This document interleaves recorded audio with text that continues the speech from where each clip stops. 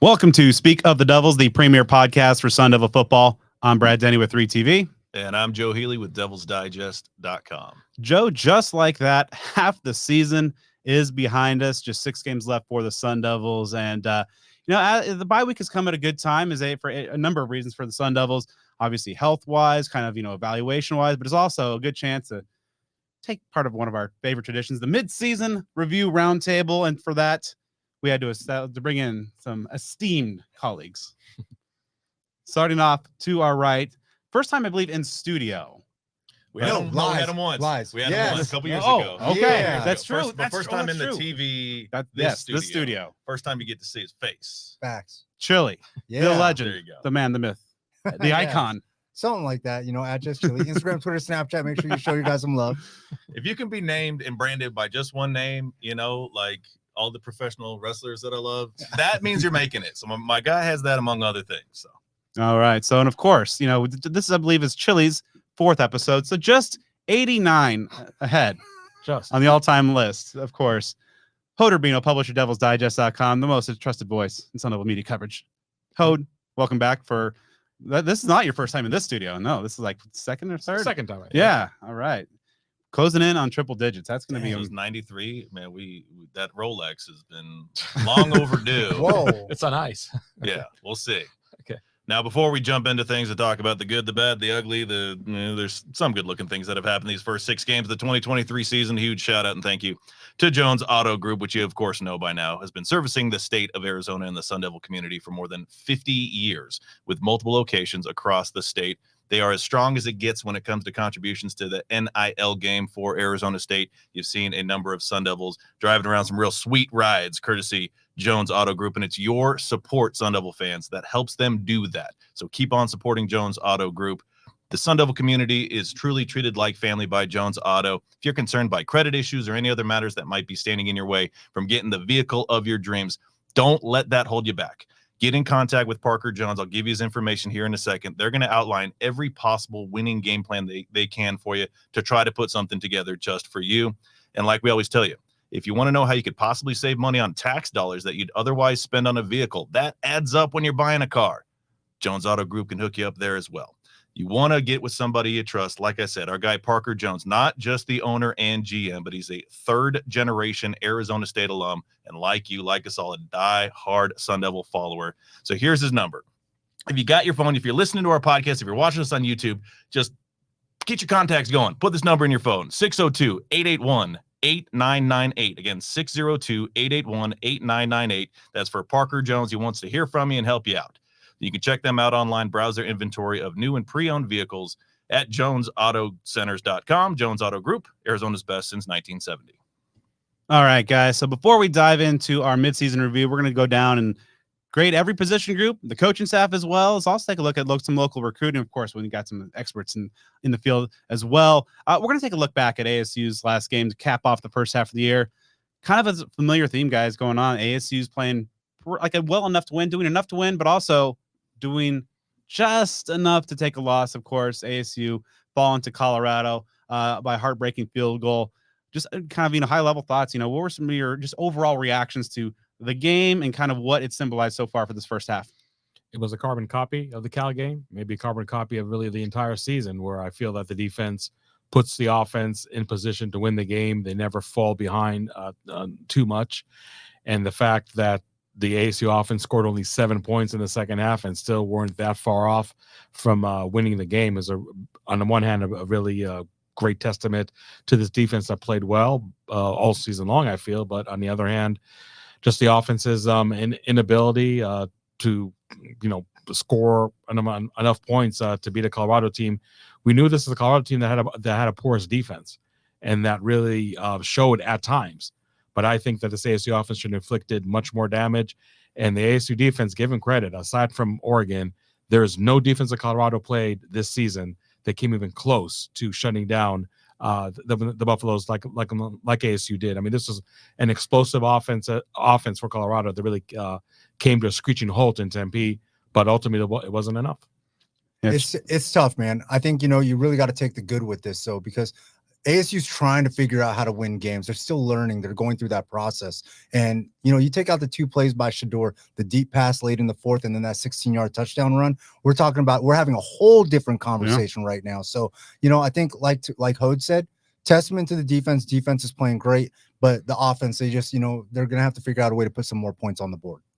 And I think, you've got some improvements. I think you got a good thing going with Trenton Bourguet right now. I mean, that's got to be your guy for the remainder of the season. I mean, we're huge Jaden Rashada fans, but that's something where at this point it just makes sense in all capacities. Even if he gets some more action for the rest of the season, put him in a spot where he can redshirt. You're still in great condition there. Trent Bourguet has shown that he deserves this spot and he can compete at this spot. And, we were talking, you'll see on our TV version of the show about how I think maybe Sun Devil fans might be a little bit more pleased with the kind of the moral victory aspect of what's gone on the last couple of games. If the next half of the schedule weren't so daunting, if the Pac-12 this year were not so highly, highly competitive, because a lot of folks are looking at these final 6 games and they're crossing their fingers that one at the very end is a win, and the others are looking a little murky right now. I'm not saying it can't be done, because if the incremental improvements happen, they might be able to steal 1 or 2 here or there. But again, it's just a little bit of pessimism in that regard, because you're looking down the barrel of a handful of games that don't look terribly winnable when the last few certainly were. Yeah, and I think we were seeing glimpses of what this program wants to be. Kind of, we've seen that kind of starting from the USC game to Cal a little bit, and just games that ASU is in there. And you see sometimes with an offense that's very up tempo and fast, you see that kind of that hallmark of Kenny Dillingham, the OC. And then you see the defense just getting after it with Brian Ward and flying around and being chaotic in the best possible ways. But just the consistency that's just not there yet. And again, we said 78 new players on this roster, almost an entirely new coaching staff. There's going to be some times where that it just takes time to kind of come together overall. And I know, before we'll probably dive into some more specifics later on in our grades, but just want to get, your guys' opinions on just where do you think this kind of first half is overall, just kind of how the fans are kind of dealing with reacting. Cause, as Joe mentioned, moral victories don't really carry a whole lot of value, but 1-5 and kind of it's a weird situation, because this is a year that everybody kind of knew was going to end at 12 games regardless with the postseason ban.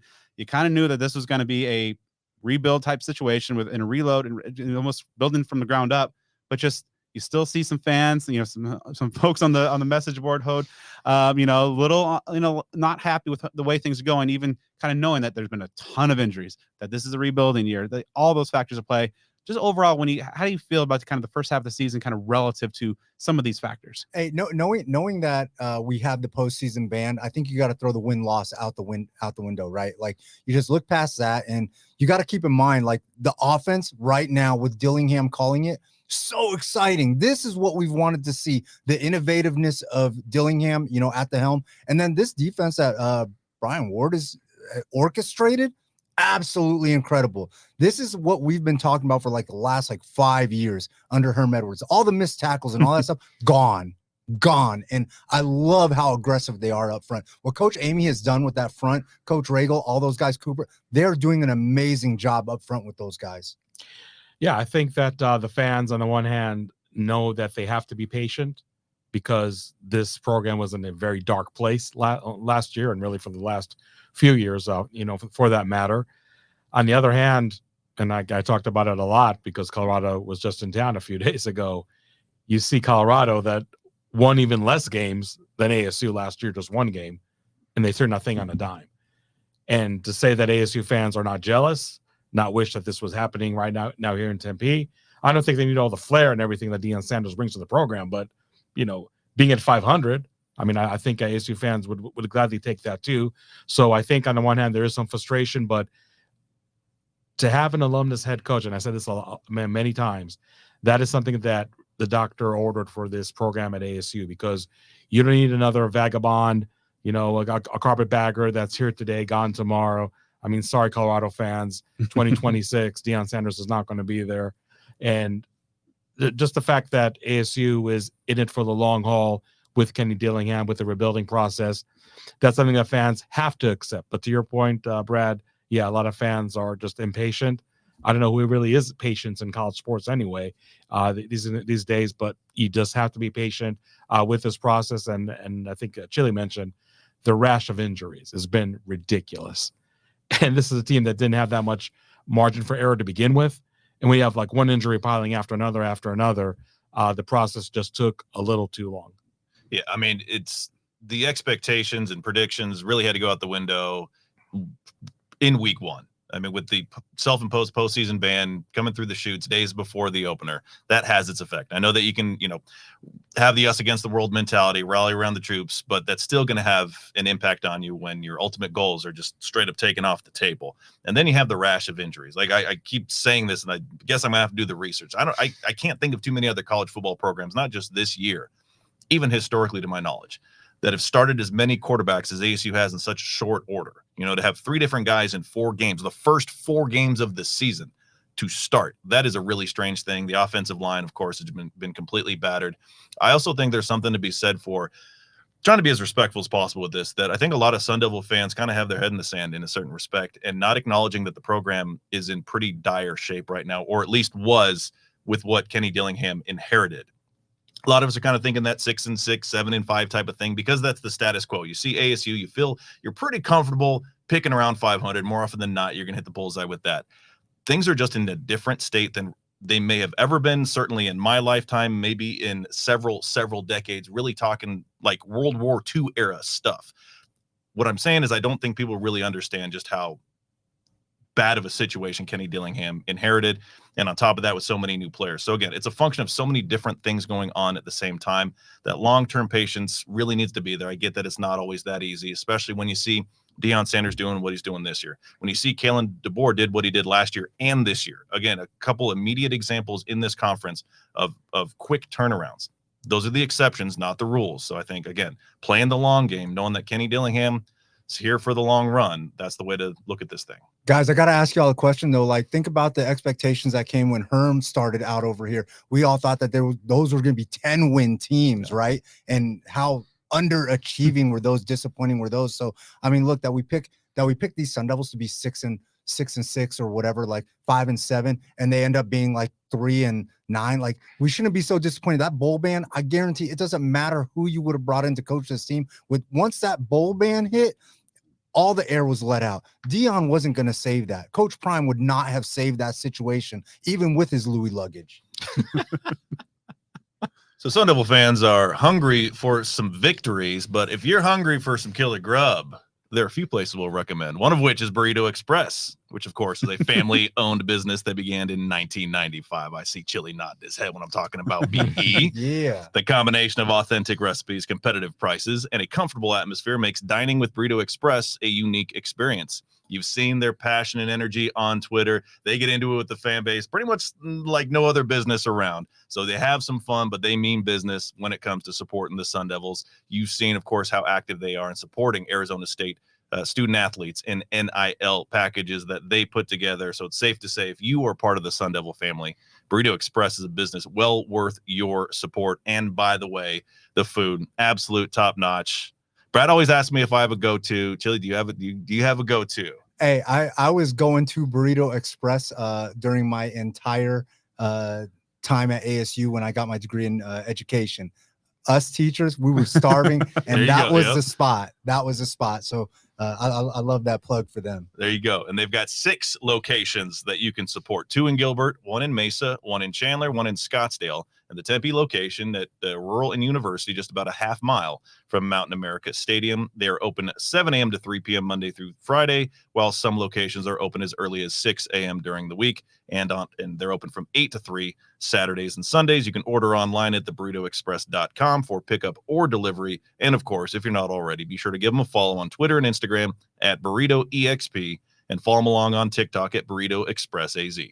All right, guys. So let's go to the main event. We are going to be handing out some midterm grades for ASU, and the bye week conveniently came in the exact middle of the season. So 6 games behind us, 6 games ahead. So we're going to go position by position and hand out a letter grade based on what we saw. And we all have, different opinions, different criteria, but we're going to have a discussion in each of the points, starting with, of course, quarterbacks. So perhaps we should take things sequentially since it's been so wild in terms of a lot of guys behind center. Jaden Rashada gets the nod as the starter. Had some promising flashes, I thought, some freshman moments that were pretty evident. And unfortunately, we just not get to see him kind of have Kenny Dillingham as the play caller, because I think as we'll dive into perhaps in the coaching great section. Such a night and day difference in terms of, the exact the play calling there. Guys, just starting it off, thoughts on Jaden Rashada, Chilly? What are your thoughts on what you saw from him during his limited time before the injury? I love his potential. I think that he's a very, very high level quarterback. I got to evaluate him while he was in high school through Elite 11 and things like that. Great as a group, though. It's got to be incomplete, right? Because we've seen so many of them. Drew Pine. I mean, we even had the Herrera kid run to the locker room and put a jersey on just in case. Conover, Bourget. I think we're starting to see the position flourish. But from me right now, with my education degree, I got to say that this is an incomplete grade right now as of this moment. With all the injuries, Brad, I mean, this is so hard to evaluate. I would give it a C+, just because we're seeing some light at the end of the tunnel with the way Bourget is playing the last two games. So don't get me wrong. I mean, he hasn't played perfect. The offensive line's not doing him any favors. The running game definitely did not support Bourget in his two only starts of the year. Well, the last two starts, I should say. But with Rashada, like you said, there was some great flashes and a lot of freshman moments. I mean, especially in the second half. It's almost like that, pitcher in baseball. Once he goes through the lineup one time, it seems like you're able to figure him out, and then it just becomes much harder to produce. Drew Pine, I mean, just absolutely snake bitten with injuries, but honestly, he didn't look all that great in fall camp, and definitely did not look great in spring practice. So even when he comes back healthy, I don't think he should start over Bourget. And that's an interesting point on Drew Pine, because he was like not good in spring. I totally agree with you. And then it seemed like he was making that run in fall camp, and barring that injury, how much do you think that the injury derailed? Because once he finally got back from the injury and started, flat out bad on the field during the games, a lot of turnovers, and granted not helped by the offensive line, but it seemed like that was the spring Pine that was getting the live game reps, and not the guy in fall that seemed to be making some steps forward, at least. That sounds like an air freshener, like a candle or something. Spring Pine. Look, I think I told you, Brad, Drew Pine is an enigma to me. Yeah. He won 8 games for Notre Dame last year. 8. And it's not like Notre Dame is like playing, one tomato can after another. Like, I mean, yeah, sure, some defenses were really horrendous, and Drew Pine took advantage of it, but some defenses were decent. You don't think that there was some other talent around him over there that helped contribute to that? No, true. Yeah, I don't think they would have won 8 games with this kind of play. I mean, no, exactly. Yeah, like Drew Pine 2023. If you put him in Notre Dame last year, I agree, Chilly. The supporting cast is much better. Don't get me wrong, but the guy won 8 games for Notre Dame. I mean, he's not a chump, but not by himself. True, that is true. I mean, Bourget probably would have won 9 games up there. That is true. And I don't know if I said that on the podcast, but I've told you guys off the podcast. When I just reported, hey, Drew Pine's coming to ASU, Notre Dame fans were coming at me on Twitter like I'm his agent or something. Like, what the hell are you doing? Are you kidding me? Drew Pine? You guys don't know what kind of crap quarterback you're getting. And I'm thinking so. And to his defense, man, I don't think that Drew Pine is a crap quarterback. No, I think he's a very, very capable QB2. I think he would be a great QB2 for any Power 5 program. But I think Trenton Bourget, day one, has been the guy for this ASU program, especially once that bowl ban was handed down. Like, you needed somebody that had the trust of the locker room. You needed somebody that had the familiarity with the receiving room, and you needed somebody that had the, high IQ that Trenton brings. And just to wrap up the discussion on Drew Pine, when Kenny Dillingham said when Drew Pine went down in the Camptown zone of scrimmage, this messed up my timeline, this messed up my process, that was it to me. Drew Pine was going to be the starter if he was healthy all throughout Camptown zone. I got zero doubt about that. As much as Dillingham and the staff loved Jaden Rashada, they were going to start Drew Pine. Trent Bourget was going to be QB3, not even QB2. So it's kind of weird how everything is just coming, full circle. Trent Bourget, the returning starter from last year, now the starter again. And we're seeing the offense producing more. Yes, Kenny Dillingham being the play caller is a huge part of it. But I do like what I'm seeing from Bourget right now. Brad, I remember that you were in the Sun Devil Spaces after Ralph's Sun Devil Spaces after Jaden Rashada Wednesday nights was at 8 announced. p.m.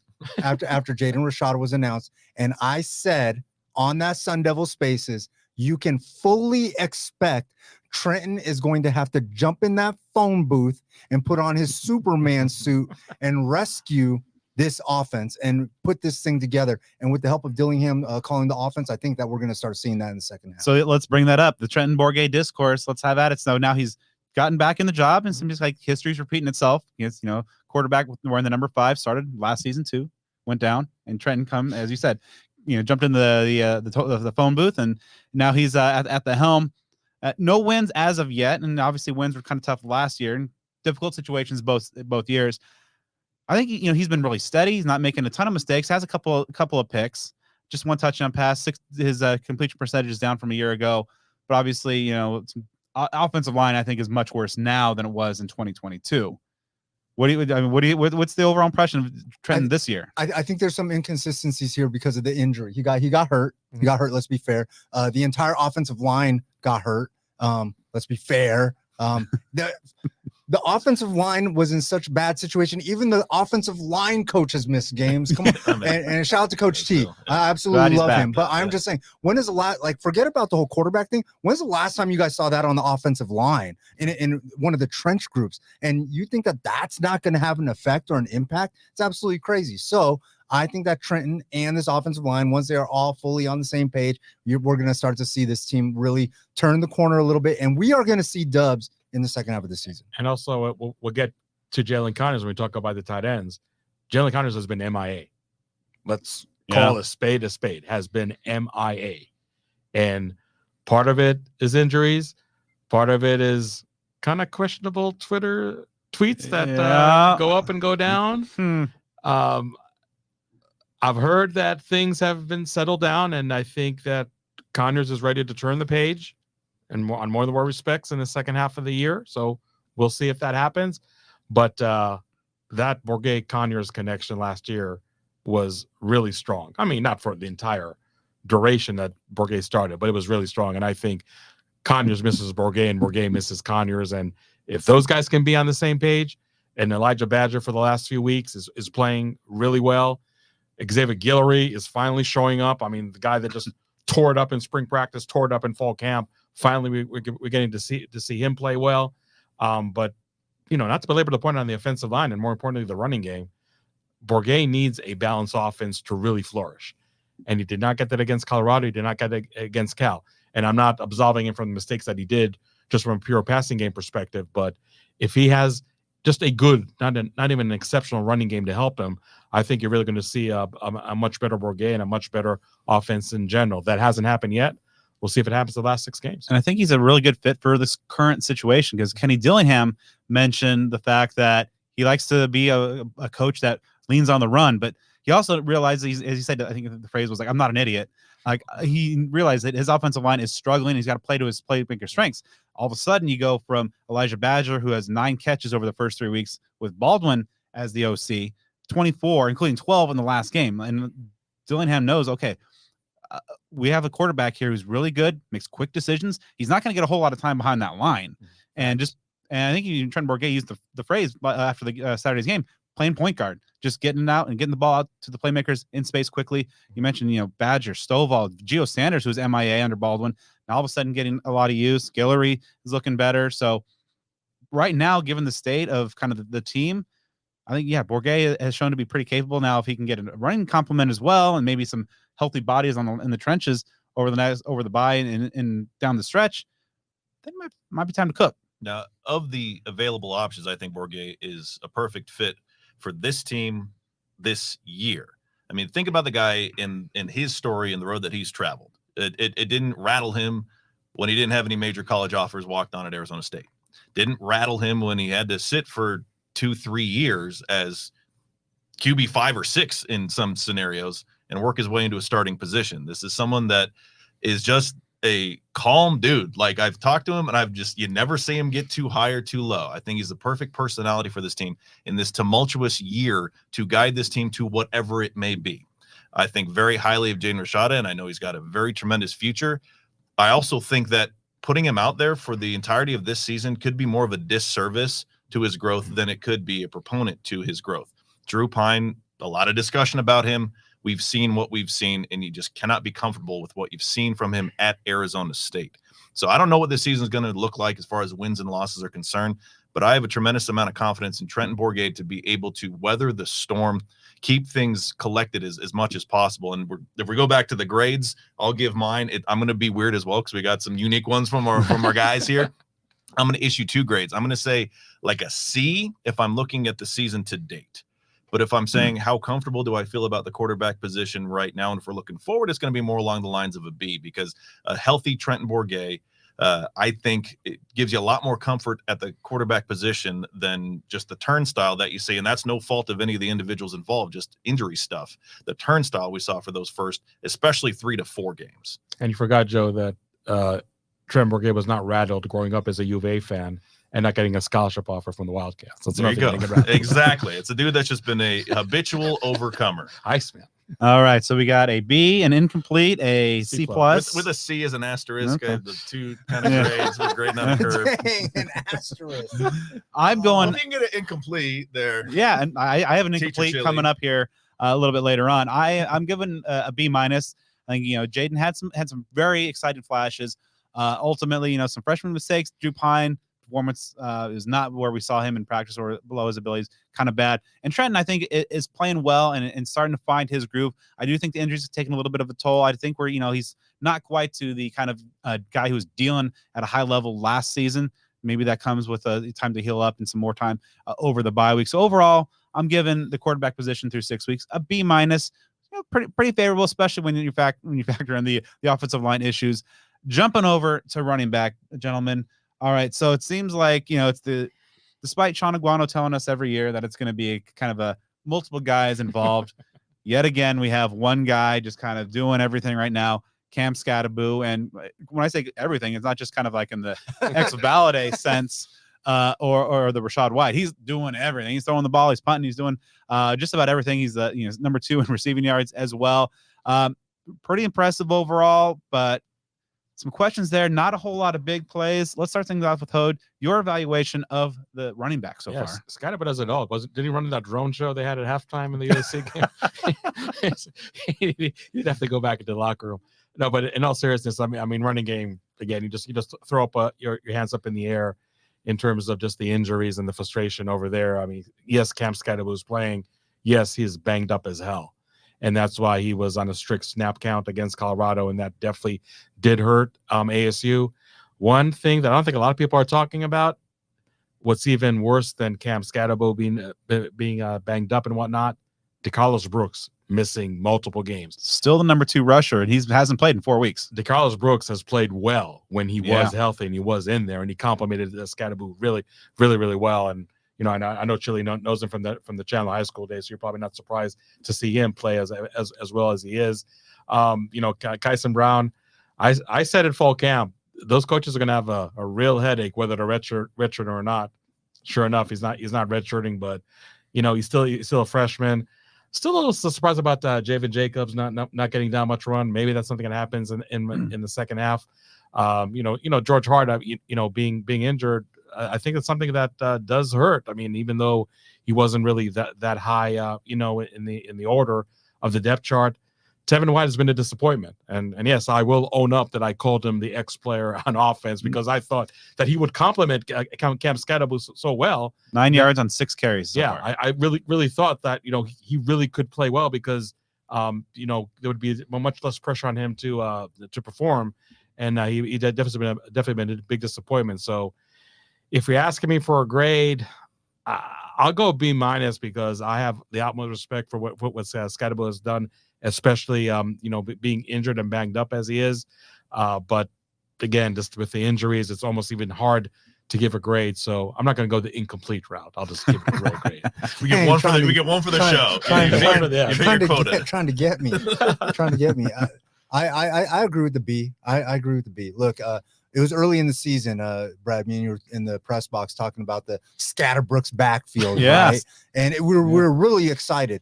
I mentioned that and gave you credit on that next show. Minus the Brooks injury, like I would really give this group an A. I love what Aguano does with his running backs. He is such a good and underrated and underappreciated running backs coach. What he's been able to squeeze out of Scatterbo's been absolutely amazing. And I mean, the stats aren't really there like we'd like to see them, because over the past few years, he's had 1,000-yard rusher guaranteed. We're not sure if we're going to get that this year. So what I can almost guarantee is I think he's going to be 1,000 all-purpose yards.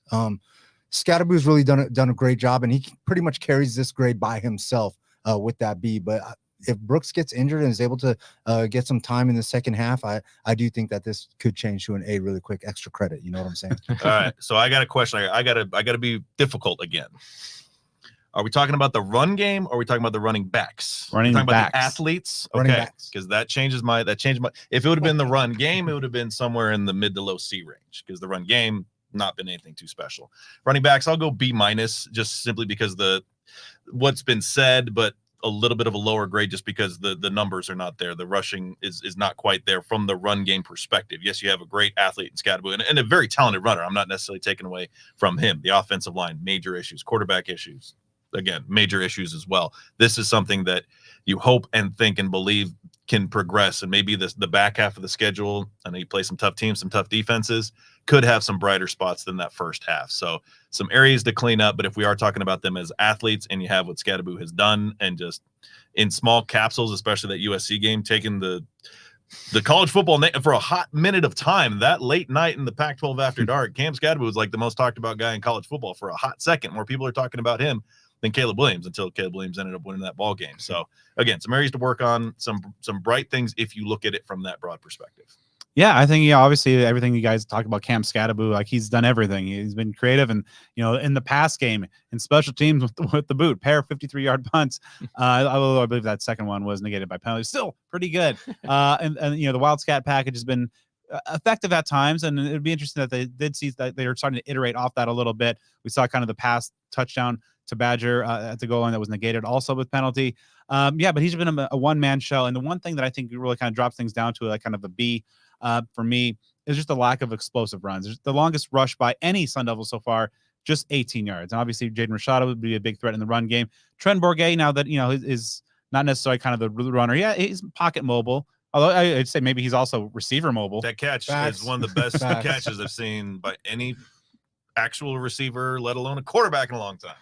Yeah, so I mean, Scadaboo has been kind of the heart and soul. Kyson Brown has had some freshman moments, kind of got off to a bad start with the fumble on the first carry, although thankfully was not recovered by the defense. But yeah, Tevin White being a non-factor is really kind of mysterious.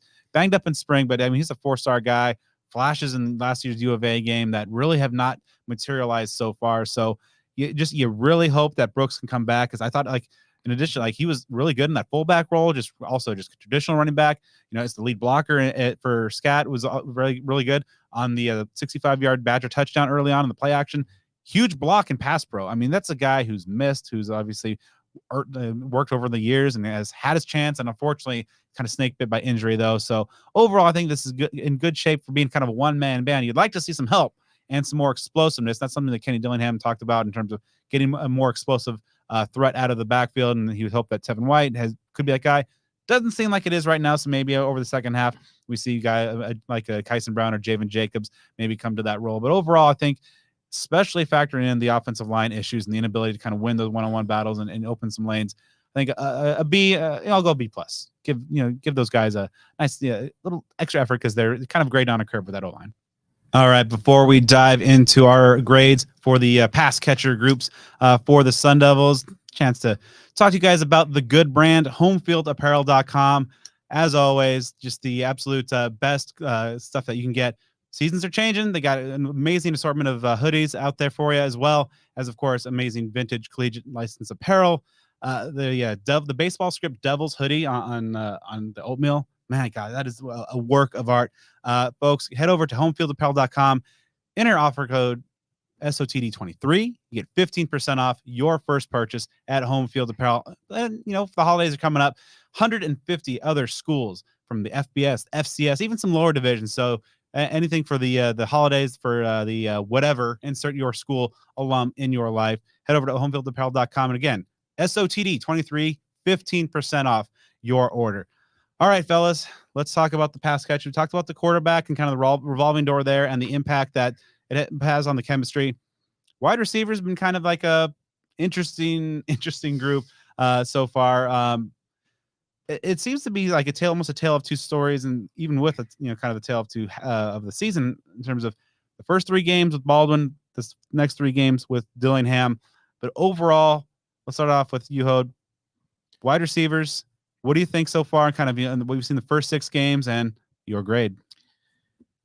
I would give it a B-, and it would be heavily tilted on what we've seen in the last 3 games since Kenny Dillingham is calling the plays. I talked earlier about Elijah Badger, which I think the last 3 games is just a total different player than that we've seen in the first 3 weeks. You mentioned Stovall, who had a big game against Cal. And I do like how him and Gio Sanders are lining up right now in the backfield. And I know part of it is by necessity because of Scadaboo's, less than ideal health. But yeah, I like what I see there. Xavier Guillory, as I also mentioned, the last 2 weeks is really coming to his own. And I think a lot of it is not only just the Kenny Dillingham play calling, but just Trent Bourget really being able to get them the ball. Again, I think the passing game is really carrying more of the load of the offense just because of the issues with the running game and the offensive line and the run blocking. But overall, I mean, we're starting to see this, wide receiver group starting to come his own. Troy Mary, that's another player that I do need to mention. I mean, he really had a great spring, a great fall camp, and then disappeared. Was even on the scout team, if you remember. Yeah, to begin the season a couple weeks. So looks like the message has been received with him. So I mean, slowly but sure, this wide receiver group is showing what they're capable of. It's if ASU is going to start winning some games, I think it's really going to be more incumbent on the wide receiver group to carry this offense, because I just don't know with the running back situation and the offensive line run blocking capabilities is really going to be the answer to it. So I think wide receivers B-. I like what I'm seeing, especially the last 3 weeks. Dang, I got to go a B+. These guys have dealt with 4 quarterbacks and the madness everywhere else on that offense, and these guys are the ones that have been persevering through it all. Stovall, Badger, these guys have been solid. I'm impressed. I'm low key impressed because all that change and a change in quarter. Man, I got to go a B+. I really like it. It's a lot for me to not give them an A right now for what they've dealt with, but I'm gonna give them a B+ because I love Guillory. I think he's done his best to kind of be that hero that we were looking for, that big play hero that we've been looking for, that he was during spring ball and stuff like that. So I'm gonna go B+. Go a little less optimistic. Go with the C+. Things have gotten better, and so I'm really trying to take a larger lens, and it's just really difficult across these first 6 games because what you saw even 3-4 weeks ago obviously is very different from what you see now. So it is challenging to evaluate what has happened in these first 6 games and make sense of it, not only right now, but of course, everything we're talking about is what's going to happen moving forward. So you've seen some improvements. Obviously, this last week from Elijah Badger that's the Elijah Badger that you expect to and want to see.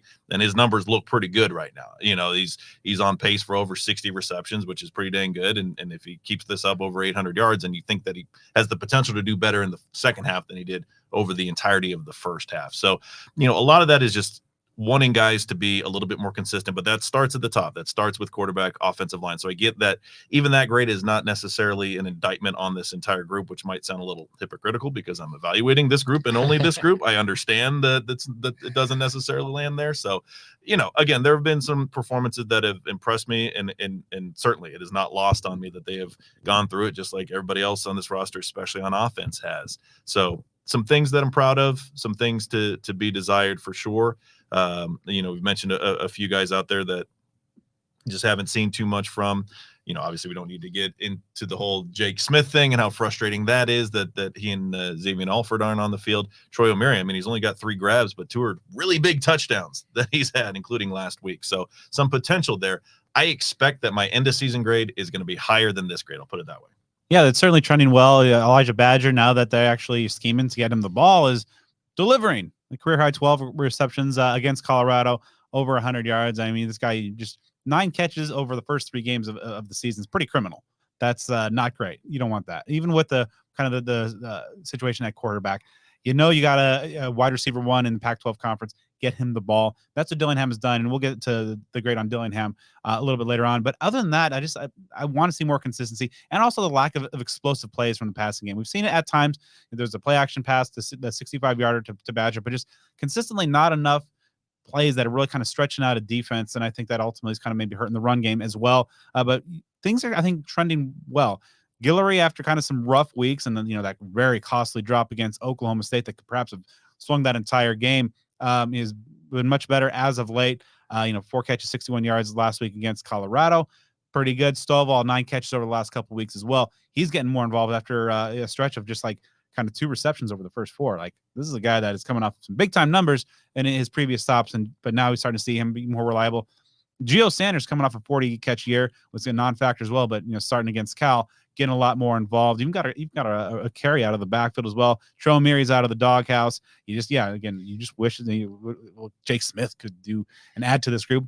We'll see come 2024. But overall, I think you have Badger showing why he's Elijah Badger. And even just like one of the things, guys, he's not like a big physical dude in terms of maybe like a Calvin Johnson type guy. But I mean, he's fast and athletic, of course, but he never goes down on the first hit. It just seems like he's always like running through, even out on kick returns. Like, this guy does not go down easy.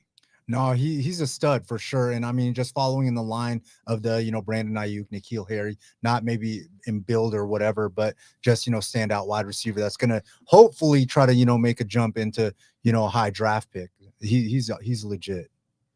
Yeah, right. So to wrap things up here, I'm going to say like a C, because I do think the lack of explosive plays, just like kind of out of the running back group, is one thing that's kind of holding this unit back. Obviously, kind of with the caveat, the offensive line situation, the rotation of quarterback, and Bourget just not perhaps being the guy that's going to be his strongest suits are not necessarily stretching the field with deep shots down the field. But perhaps, that's something that as the rapport continues to build, we will see going forward. Now moving on to perhaps a little bit more enigmatic situation. Tight end.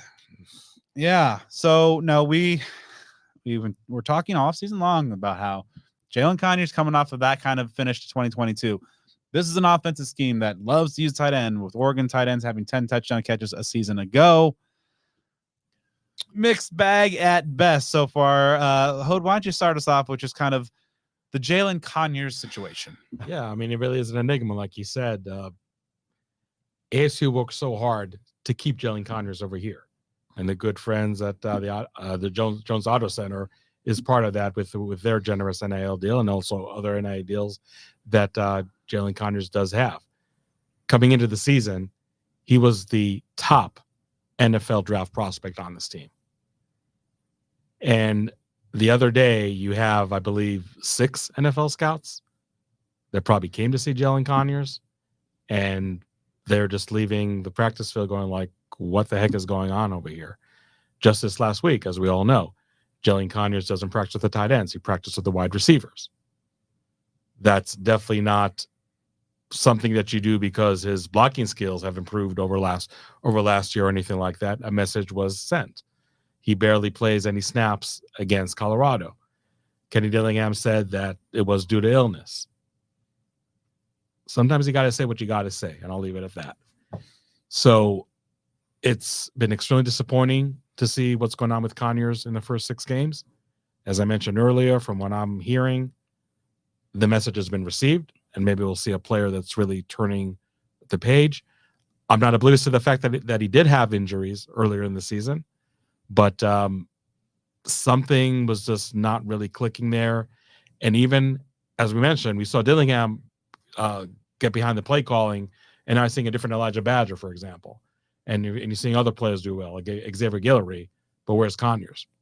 I mean, he's just not part of that renaissance that the offense is experiencing the last 2 or 3 weeks. That's really, really disappointing. And like I said, Brad, the expectations were sky high for Conyers.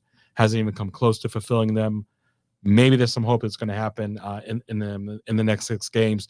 And if ASU is really going to start to string a few wins over here and have this offense as a whole play at a much better level, Conyers has to be a part of that. And if that doesn't happen, we're just going to see more of the same the second half. Yeah, I mean, this is a guy that's just, he has missed the equivalent of like 2.5 games, but 17 catches for 179 yards, no touchdowns, not what you expected from a guy coming into this year. I know like Joe and I were talking in kind of preview, like this guy that, should at minimum approach Chris Coyle's tight end single season reception record.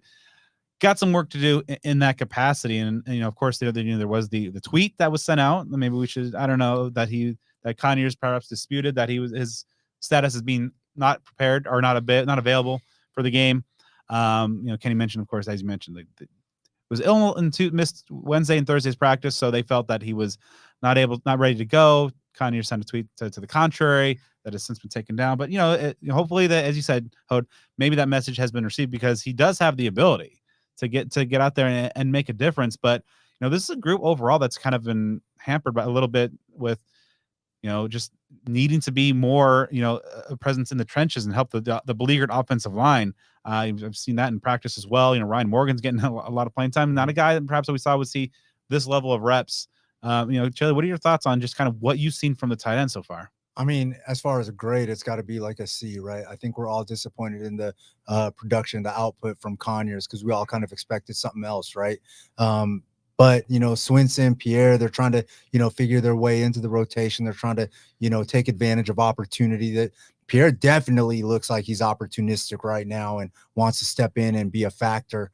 I don't know what the deal is, but I can only imagine that, Conyers understood what was expected of him going into the season. And I think, the bowl ban, other things, the shuffling at quarterback, it's frustrating.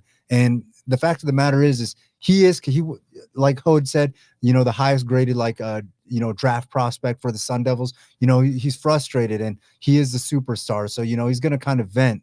And, it's a testament to the coaching staff that they're able to kind of diffuse some of these situations. But as a grade for the group, it's a C because, we just have to see more when you're expected to produce that much. We need to at least get close to that.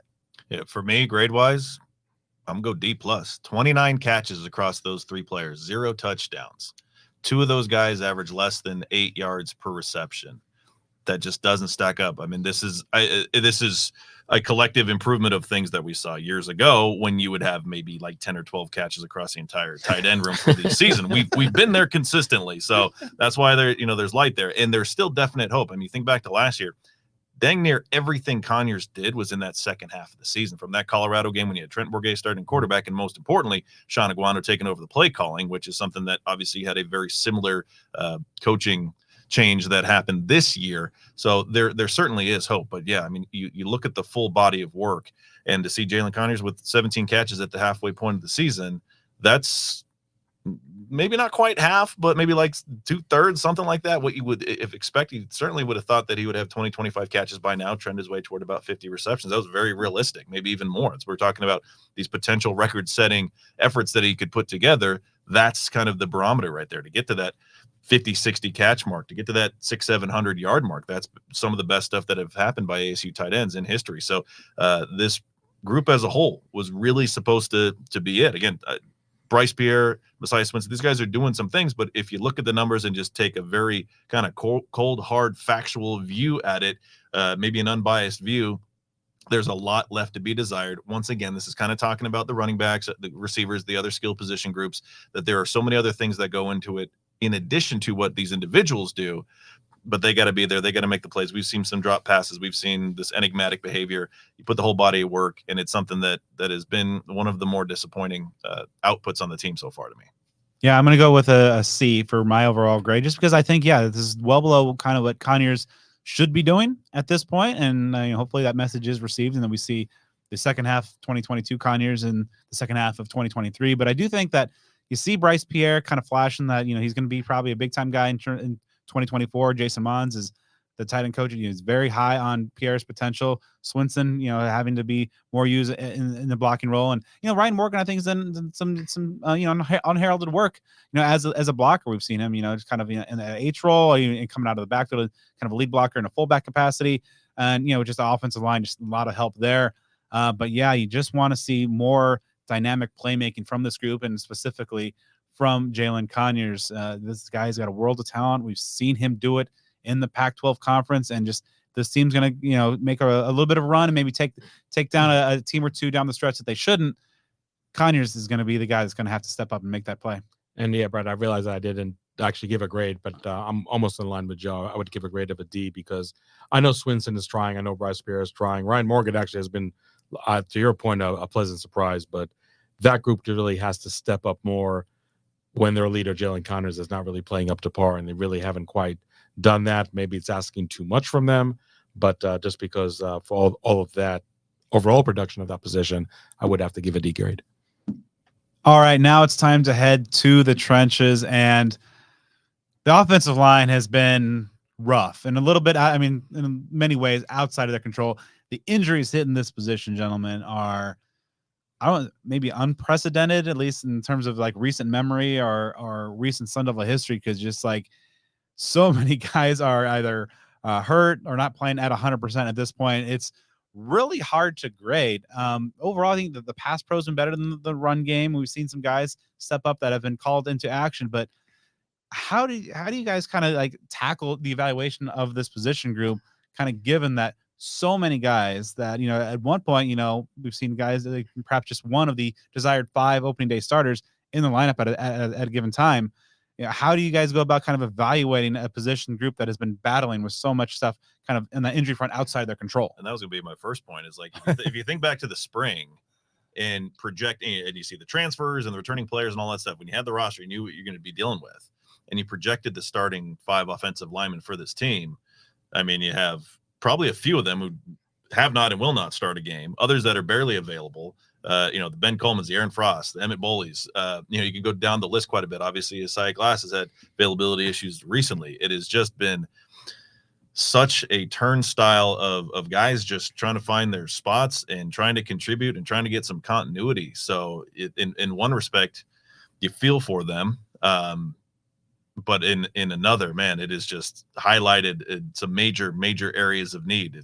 It's been kind of a Murphy's Law type of deal. I mean, everything that could go wrong for the most part with this offensive line realistically has, because I mean, you had a couple all conference caliber players of Ben Coleman and Aaron Frost, and you know the results have been what they have been. So, man, it has been a mash unit to say the least, and it happened almost immediately. I mean, you didn't get these injuries that accrued over time, or maybe you get to a late point in the season and guys are just banged up and worn down, and they start to fall by the wayside. I mean, the first few weeks, like the second straight year in a row, maybe even further back, you get a season-ending injury, just like you had with Ramos last year. Yeah, that with Boley this year. So, man, they've just been getting hit from all angles.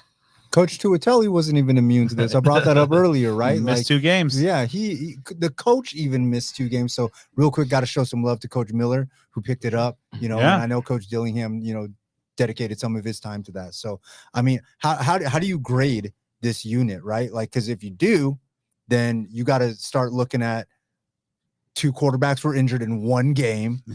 And bringing up, you know, we had to throw a jersey on an emergency quarterback, like Hod, be the dean over here. Yeah, it's drop the hammer. Yeah, it's been a really tough situation to say the least. Is there, instead of saying incomplete, can I say undetermined? Right? You can say, yeah, you're as like the dean, like you set the or something, well, you dropped the class. You know, like, audit. there you go. I gave Chili crap for being incomplete a few grades ago, but I think I have to go that route myself. That's an even bigger cop. Yeah. Okay. Yeah. I mean, honestly, I mean, like, what else can you say? There were like 7 healthy scholarship linemen last Saturday against Colorado. Coach Dillingham said in a press conference that he couldn't even, orchestrate plays to try to score, because if he lost another lineman, they wouldn't be able to practice. Yeah, at the end of the Fresno State game. Really process that. Like, so if I will go along with the community over here on the grade for the offensive line, but even though you guys banned me from the incomplete, I really want to throw it in. I'll just say I have an incomplete too, because I right here, yeah, incomplete, because it's impossible, because you have, you know, even at times, you know, when you had just like the one guy, Leaf Fatanu, who's kind of been like the stalwart, even he is like banged up and not playing at 100% as well. Yep. Let alone that you're down your starting tackles. Joey Ramos is kind of not playing at 100%, and he's also been banged up. The left guard spot that was supposed to be Ben Coleman's, I mean, it's been kind of a rotation. You had 2 freshmen, Sean Naa, having to start. You know, I'm sure that's something that they did not want to do. heading into this year, but just kind of out of necessity. Cade Briggs has been banged up and been limited or outright missing in some games as well. So it's really, really hard to get anything going. We've seen just kind of the shift in the offensive play calling as well. Bram Walden, got to give a shout out there, and the local guy. I mean, the best 2 weeks ago against Cal was the best pass blocking grade in the country by PFF. PFF. Yep. Pretty good. Yeah. I mean, the best is really good. Yeah. I mean, and so Bright like that. spot. That was a guy that was like battling with Isaiah Glass at that incumbent spot. So, and Glass has been unfortunately been injured as well. Perhaps he gets back at some point soon, but it's so hard and impossible to grade. Just kind of when you're going down to your 8th, 9th, 10th, 11th, down well past your 2 deep in terms of the availability there. It's an impossible task. I guess I'll be the old man shaking his fist at the sky and give a great, because at the end of the day, you got to play the games, right? At the end of the day, you got to evaluate the product on the field.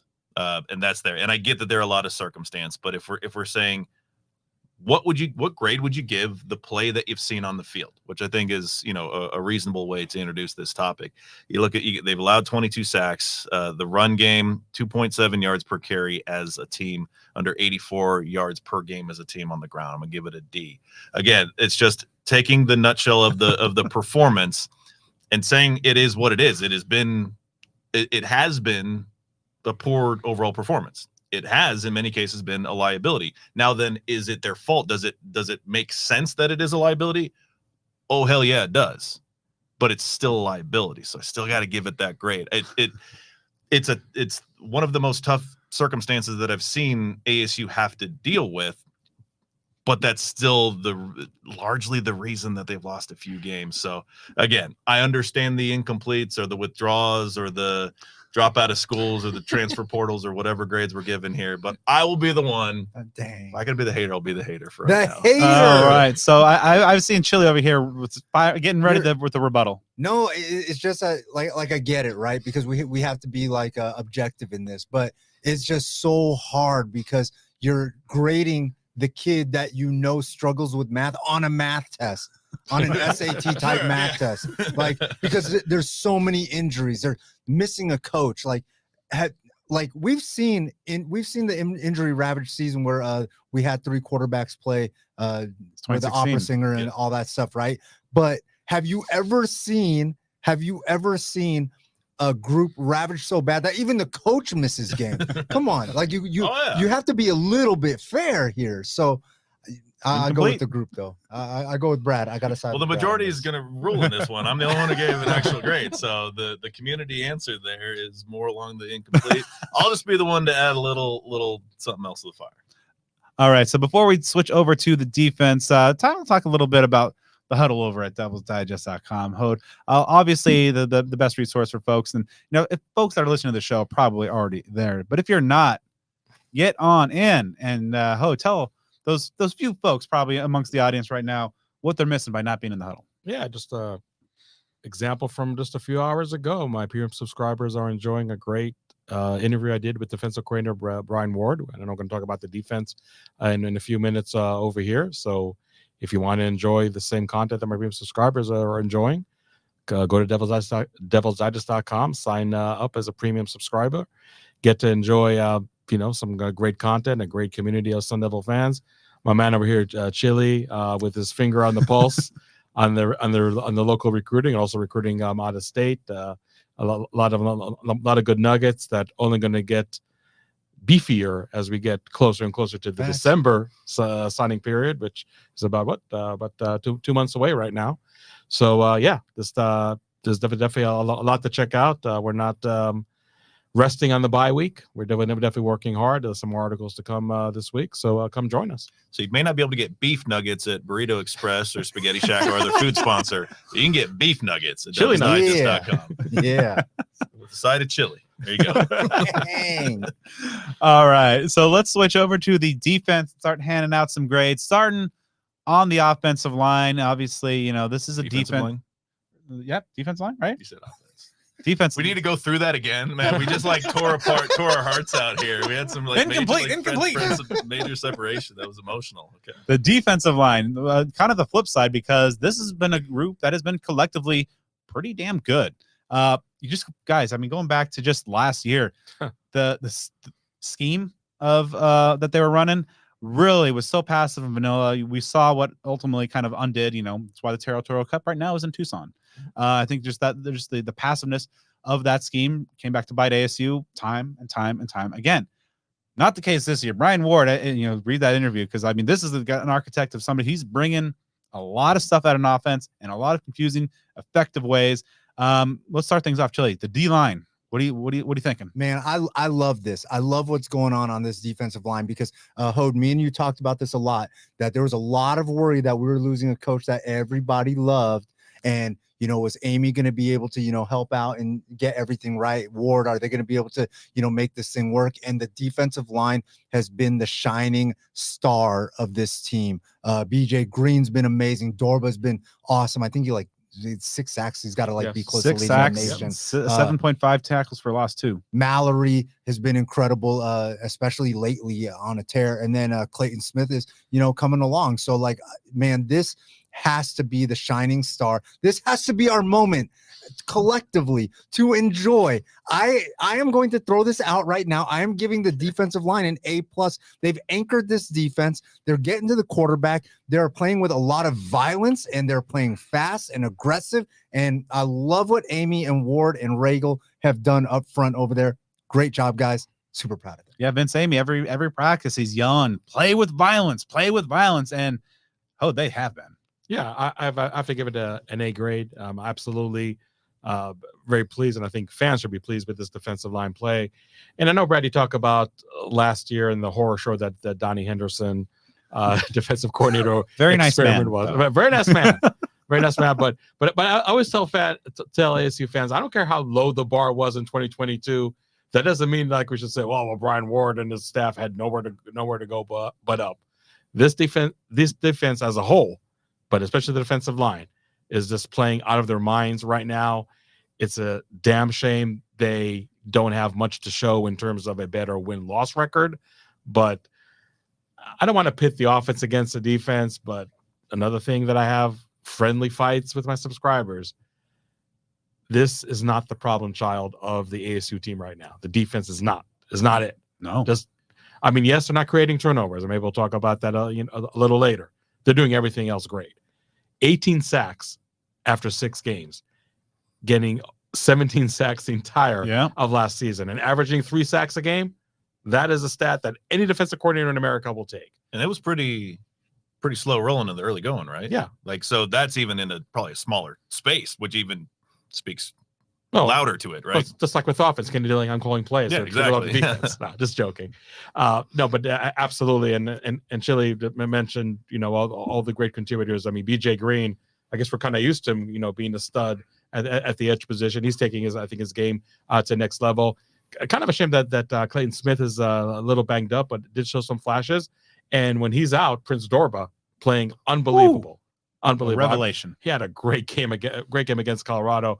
And again, you can say, that Buffalo offensive line, everybody's sacking Shedeur Sanders left and right. I don't care. That should not take anything away from Prince Dorba. Should not take anything away from this defensive line. And then interior, again, had some discussions with some people think, Deshaun Mallory is not a real nose tackle. He's not real, defensive tackle and everything. Malarkey. We might have to bleep that one. Okay.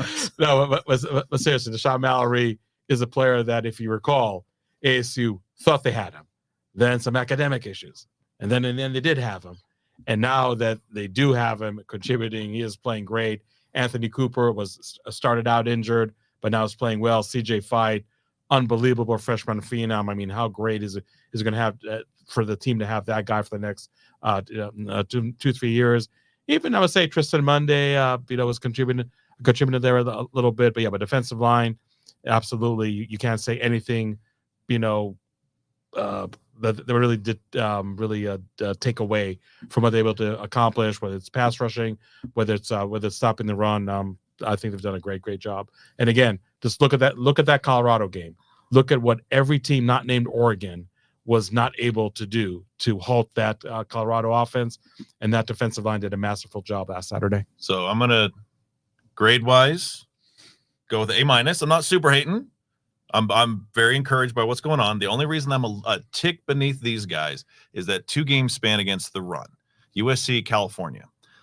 Especially Cal, winnable game. Ott had a pretty monster performance then, and obviously USC, very, very talented offensive team, put up some major run numbers against ASU.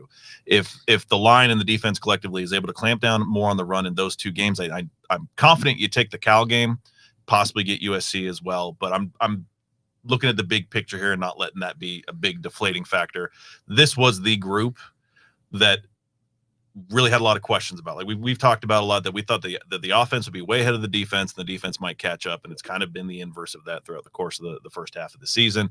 You have to be thrilled with what you've seen out of BJ Green. You knew he was a pretty known commodity, but he's really grown into his own. Prince Dorba, this dude's playing out of his skull right now. That's really becoming like a hidden gem as far as the transfer class that ASU put together this past offseason. So again, you got to be very happy with it, especially considering the departures, not only the coaching staff, personnel, how they had to revamp it. It's a different looking line. You've got guys that are moving into places that they haven't played at ASU before. So very, very encouraged just with that little tick, because one more win in the column to this point to date in the season, I think would be a really big deal. So that's why, again, A-, still very good, a lot better than I ever did in any level of school. So I'm happy given that, and I don't feel like a massive hater. Yeah, I'm gonna go probably an A- as well. Yeah, just because there has been kind of the blemish of the run. They were gassed, and I do think that's probably a product of the depth issues, because especially defensive tackle. Obviously, Deshaun Mallory's been great, and having Anthony Cooper, that veteran presence, along there as well. And then CJ Flight has been, a very effective and enticing freshman. But I just the depth, I think, as well as the offensive line, kind of you see in both trenches, the depth kind of catches up to ASU as games go on. With just like even with the offensive line, the sack numbers, like last week, just a single sack in the first half and then a bunch in the second half, or none in the first half, excuse me, and then all of them in the second half, just like, and then for one against USC in the first half and then 7 in the second half. I think you certainly see that kind of wear down. You go back to the Cal game, Jaden Ott kind of held in check for 3 quarters and ran all over him in the fourth. It's just kind of the depth concerns. And this, of course, in a roster rebuild, depth's not going to be your friend in year one. And you have some exciting players. But man, those edges are so fun to watch. It is, just selfishly, it's almost like kind of seeing like TJ Watt and Alex Highsmith getting after, because on every play, if they're not getting to the quarterback, they're affecting the quarterback. They're bringing up some pressures. They're making him uncomfortable in the pocket as well. And I do think, just other than the run situations for a couple span, I'd like to see that get improved a little bit. And perhaps that goes into our next group at linebackers as well. But overall, just, a really fantastic group. And you mentioned Chilly, just like in terms of losing a guy like Robert Rodriguez, who had developed and really kind of revamped the line during his tenure, some concerns. But, with Vince Amy doing looking over the defensive tackles, Charlie Regal working with those edges, things are looking pretty good. So you just want to see more stuff kind of building as these guys get more and more comfortable in this scheme, and Brian Ward gets to know what's at his disposal. You hope to see some more effectiveness moving forward. So, yeah, I'm going to give them an A-. Now, let's just kind of maybe cap things off here with linebackers. A very thin group, guys. It's kind of situations outside of their control. Obviously, Juju Mitchell is kind of the big offseason acquisition. He lasts a couple weeks, and now he's over at like Colorado. A sip of coffee. I think a cup of coffee. Yeah. And then just, of course, Trey Brown, the kind of the veteran presence, the heart and soul of this position group, the leader, knows this offense, or this defense rather, from his time at Wazoo. He goes down with injury, so he's out of the lineup then. Will Schaefer decides to enter the transfer portal after 4 games to preserve his redshirt season as well. I think, but we have seen guys step up. Tate Romney, who really had not done a whole lot in his career, looks like a bona fide, one of those guys that just is going to be a multi-year starter at the Pac-12 level, or Big 12 level now going forward. And just one of those kind of tackle machines. Caleb McCullough has had his number called and has kind of stepped up especially against Cal in a big time way as well. But right now, you're not seeing a whole lot of like splash play. You're seeing a lot of steady play right now. So I'm giving the linebacker group kind of, grade on a curve, maybe like a B-, maybe a B. And I'll go with the B also, because this was a position group that you weren't quite sure what you're going to get. And obviously there have been some major personnel changes just again within the first month or so of the season when you talk about Mitchell and that whole fiasco and with Will Schaefer, which is, you know, a heartbreaker to see that guy out of the program. But Tate Romney has stepped up. McCullough is doing some things. A guy that I thought had a great deal of potential since he arrived on campus, shows what, you know, perseverance can do for you. Trey Brown has some leadership there as well. So like you said, I mean, you're not getting much. I'm looking through the numbers here. I think you might have, you know, about 1 sack or so across that group. Obviously, they don't play a ton of guys out there in this alignment. So there have been some pleasant surprises, maybe in the slightly quiet fashion, but something I think you can still be pretty pleased with. Position group that's kind of ravaged by injuries also that you brought up, Brad. But, I mean, it can be, and they can still survive. And I think that Romney's been absolutely amazing so far this season. Good coverage, too. Stepped in and has really done his part. And like you said, going to be a multi-year starter. But, I mean, based on this year alone, him, McCullough, I think that we're looking at – I go with a B grade. I kind of want to go B+, but I definitely go with a flat B. Yeah, I would agree also a B grade. Tate Romney, to me, maybe somewhat under the radar, the most surprising player at ASU, because you and I were there at spring practice. Chilly was too. Yeah. He did not have a good spring practice. Mm-mm. And I thought, like, wow, I mean, is this guy going to be even in the 2 deep when the season starts?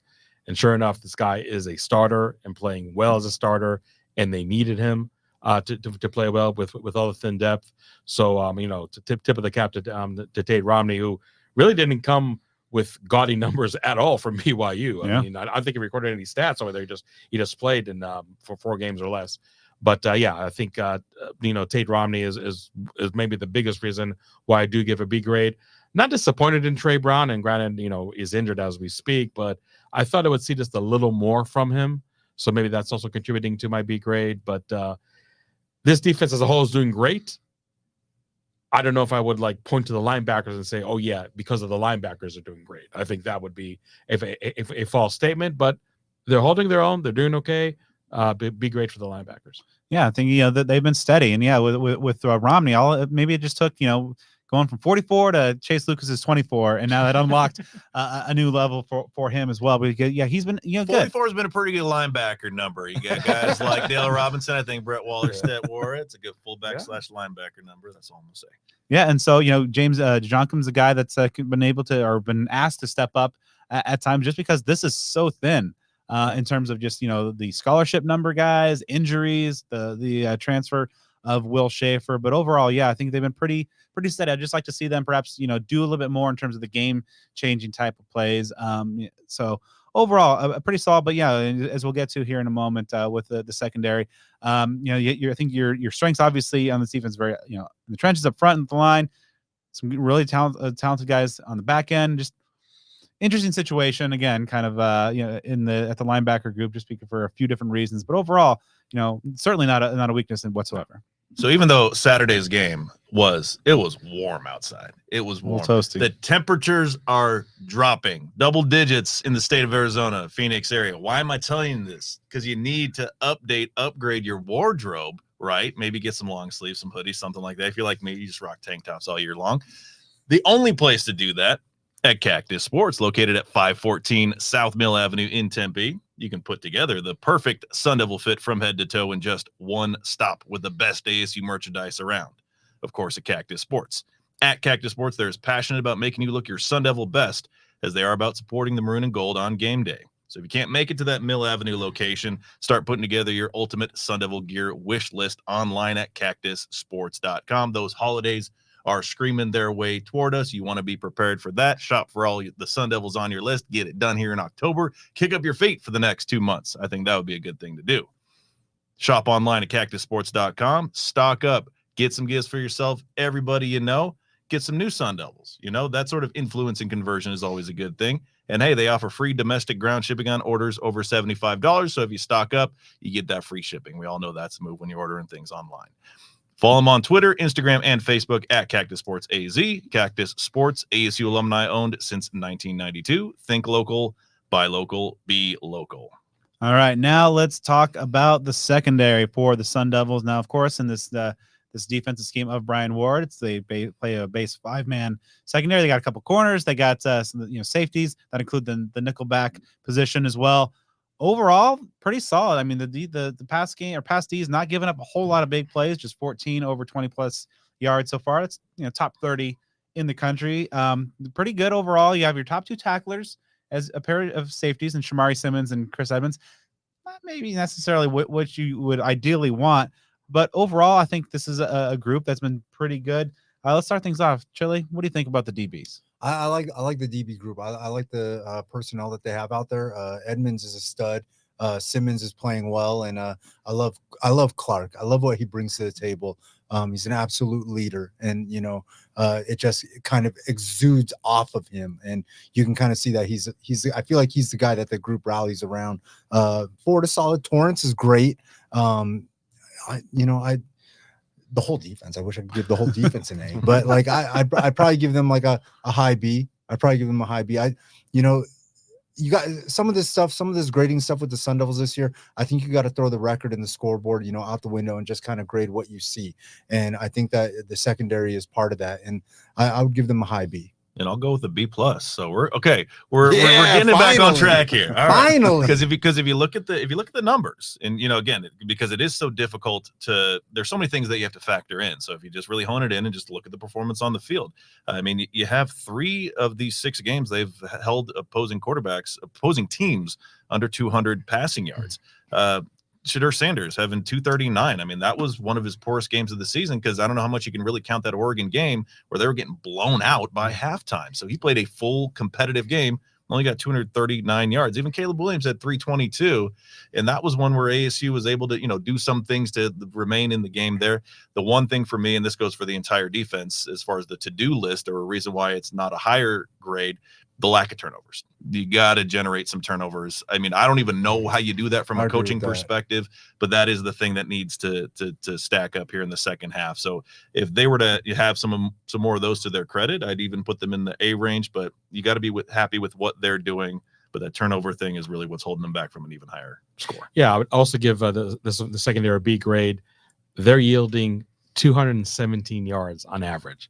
That's a ridiculous low number in a Pac-12. Especially in a Pac-12 conference where it's going to be a while until we see this many elite quarterbacks just be part of the conference. And then, in the Big 12, I mean, I guess we'll never see it again because it will be in the Big 12 next year. But even in the Big 12, we're not going to see a plethora of just, explosive offenses, explosive passing games like we're seeing in the Pac-12. So absolutely, secondary is really, really playing well. D Ford, as far as a late addition, I think has been a really pleasant surprise and a really good player. You do have to talk about also the backups for Jordan Clark at nickel, Mason Williams, RJ Reagan. Yeah. When he had to play at Cal, I thought also was playing really well. So there's also good depth over there. But I think overall, you should definitely be pleased with the secondary. To Joe's point, yes, you would like to see a few interceptions here and there. But one point that was brought up to me is that a lot of offenses are just really not taking chances against this ASU defense. Now, I think part of it is that maybe they're ahead enough with a comfortable lead that they don't feel like they have to take chances. But I think also it's a show of respect where you don't see a lot of throws into double coverage or tight coverage. And sometimes that does prevent you from garnering turnovers. Do they need to get turnovers? Absolutely. They need to make it happen. And that's something I talked to Brian Ward in my interview. I mean, he said, make no mistake about it. We need to get turnovers, and that has to happen.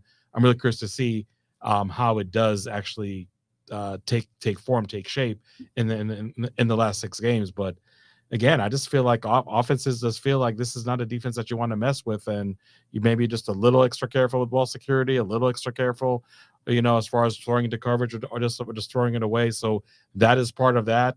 And that, ironically, that respect is showing to the defense is actually preventing the ASU defense from playing even better and putting some turnovers on that stat sheet. But the secondary is a big beneficiary of the elevated pass rush, without a doubt, but not taking anything away from the secondary itself. In a vacuum, a very talented group. Yeah, and they're also playing out without 2 key players on that in the secondary, that safety. Of course, the NCAA being the bastards they are, Xavier Alford not ruled eligible to play this season after coming over from USC. That's a whole separate thing. I mean, Joe's threatened the NCAA for a cage match, and those cowards have yet to respond. Waiting on a reply. WrestleMania is coming up quicker than you know. And then Montana Warren, the true freshman, really good fall camp, and unfortunately got a shoulder injury. At so what 6-8 weeks old, right? At the initial time. So, is there any kind of plan that he might be able to kind of get in and at least play those 4 games and preserve that red shirt? Let's put it this way: even if he was healthy, let's say for the Washington game right after the bye week, he's not going to play more than 4 games. So now it's a matter of, okay, let's say if he's healthy for the Washington game, I can play him Washington and Washington State, have him sit out, let's say the 2 road games at Utah and UCLA, and let him play Oregon and U of A. I mean, you can just work the combination however you want to make it. But Montana Warren, and by the way, Jordan Tyson, the wide receiver, both of them are going to play this year, but they're not going to play more than 4 games. You absolutely need to preserve the red shirt. Yeah, so a very talented defensive back prospect there. I mean, he put together a really fall camp, really impressed us watching there. And so the unfortunate injury there, but still, without those two key guys, the pass defense and the DBs, I thought have been pretty good. You guys mentioned D Ford, who's been really good, kind of that Kobe Williams 2.0. He seemed to have had a couple of picks that just some drops. And like this is a group that also has some drops. And that's why I have it B, because again, it's all about turnovers. Because right now they have turnover singular, just the one. They need to be. They're too good. There a lot of ball hawks back there, and I think the bad luck maybe, but all in the past, it's weird. I mean, I think they'll come, over the course of the back half of the season. But yeah, it's guys like Jordan Clark, just absolute stud at the nickel spot, 4 pass breakups on the air. Mason Williams, guy I've been pretty impressed with all season long.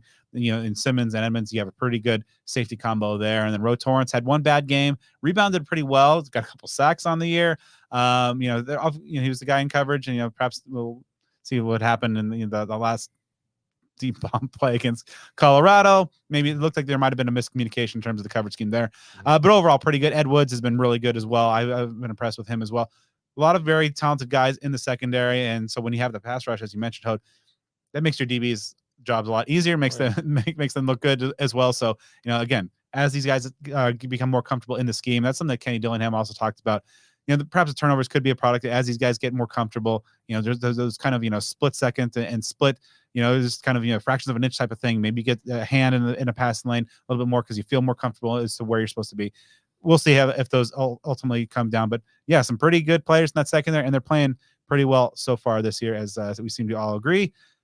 On to special teams, a mixed bag, we'll say. Also, but as we've learned, some new information has come to light in recent weeks. There's just with receipts too.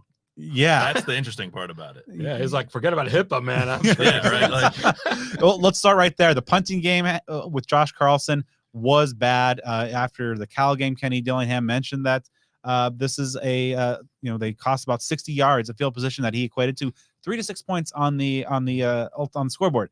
And a 3-point game, it's not hard to read between lines. It was later revealed that he was punting with multiple fractures in his punting foot. Mm-hmm. So as a punter with a broken foot, not great. So, and as Joe mentioned, the receipts came because he tweeted the kind of medical report out because he has been catching a lot of fire, and the punting has been bad. And AC wasn't able to flip the field. Hard times, So unfortunately, we obviously wish Josh the best. Guy coming back to his hometown, trying to cap his college career as a local guy, and just unfortunately got off to a rough start there with the injuries. Ian Hershey came in, did pretty well, but overall, let's start with Chilly. Just the punt game, that was kind of the big highlight, the big thing that was catching a lot of fans' ire through the first 6 games. Yeah, look, I mean, that Cal game alone makes this hard to throw a great grade out, right? I don't know. I'd probably give it like a C+. I mean, having to use other punters, I mean, it's scatterboo. Like, I mean, it's how much are we going to use this guy, right? Like, he can't earn grades for everybody. He's a smart kid in class that everybody goes to. He's doing all the right? Work.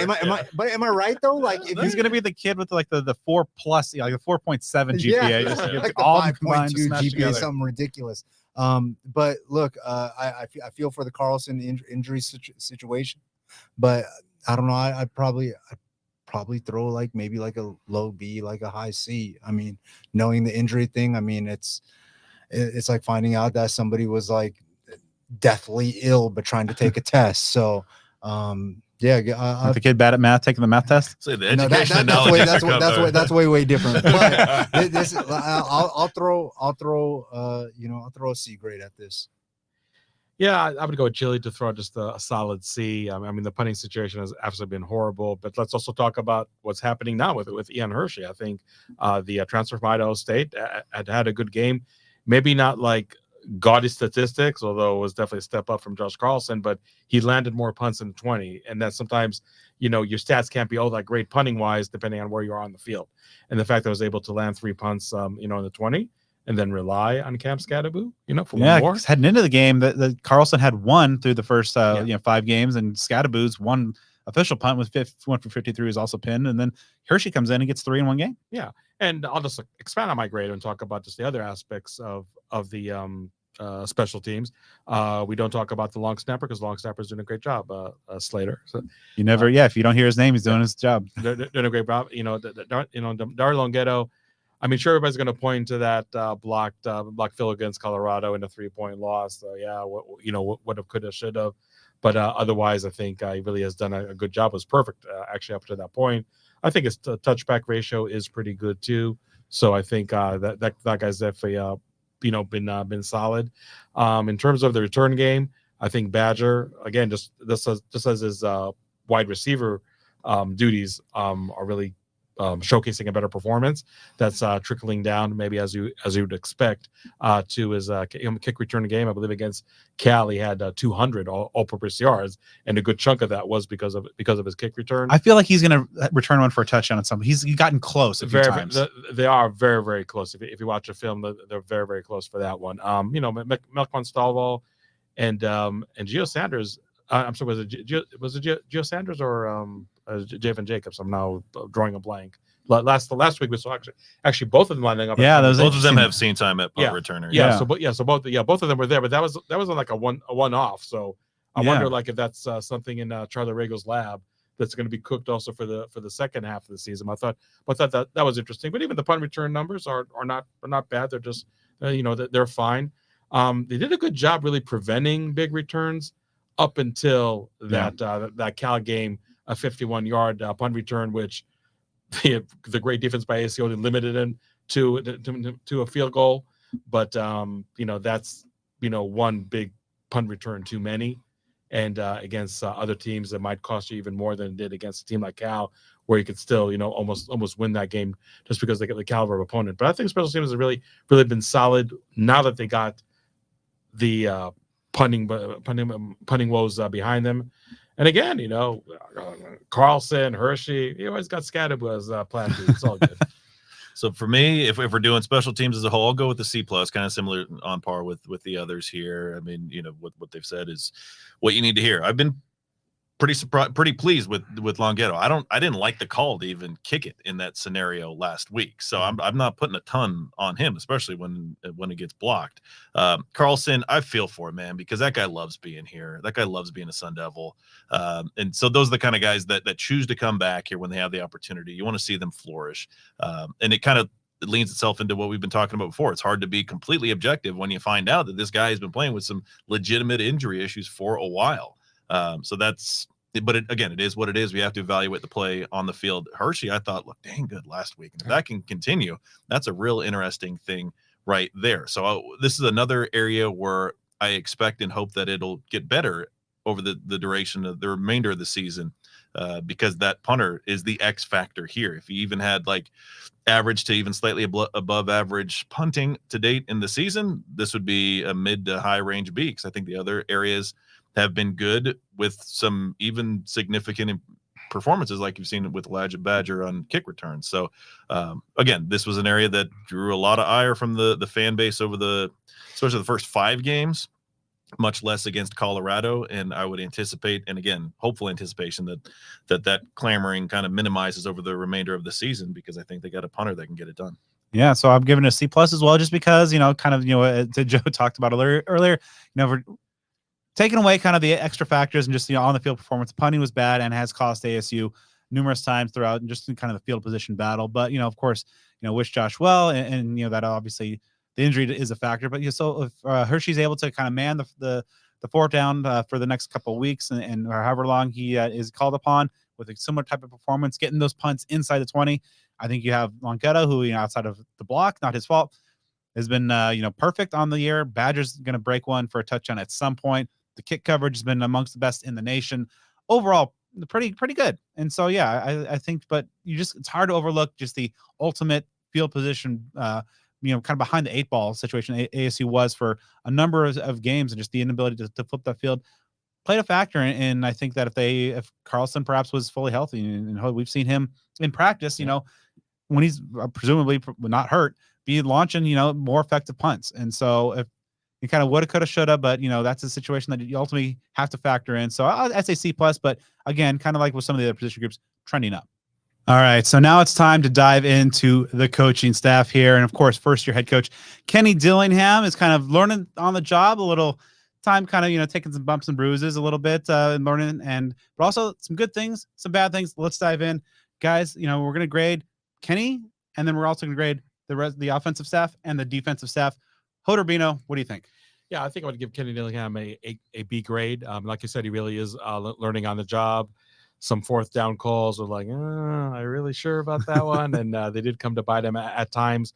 But I think you definitely have to give him a lot of kudos for taking the play calling over Bo Baldwin, the offensive coordinator. That was absolutely the right move at the right time. And again, you look at USC, Colorado, and the Cal game, you're seeing almost a total different offense. The offensive staff as a whole, I mean, maybe a B minus. Sure, they've been ravaged by injuries, and again, the play calling has been an issue. So you have to take some kind of grain of salt over here with their grade. But I would say just B minus for the entire offensive staff. B for Kenny Dillingham. I got to go with an A for Dillingham for the simple fact that he's been so transparent with everybody on how things are going. He's been honest, and he's let us all know as fans, as media members. And because of that alone, like the situation with Bo Baldwin, like Hod brought up, I mean, he had to do it, right? He had to put himself in that, what a lot of people would think is an awkward position. He was able to get through that and look at how much better the offense is performing. And he's done it without having to throw shade in any particular direction. So I got to give Kenny an A. The offensive staff, I'm probably going to, hover around a B. And, I think that they've dealt with all the injuries and stuff like that as best as they could. So for me, Kenny Dillingham, I'm going to give him an A minus. The set of circumstances is almost insurmountable, but he's kept a positive attitude. As Chilly mentioned, he's taken responsibility, even in situations where maybe he didn't have to, because he wants to be that leader of the team. There are some calls that, people criticize, but to me, I think you have to take a lot of those risks. The rest of the offensive staff, I'll give him a C+, because we have seen some issues with, the play calling and just the offensive function as a whole. You'll hear about on our full podcast version, our total breakdown of grades. But I'm really excited about what Kenny Dillingham is doing. The rest of the offense has had just a tough set of circumstances as well.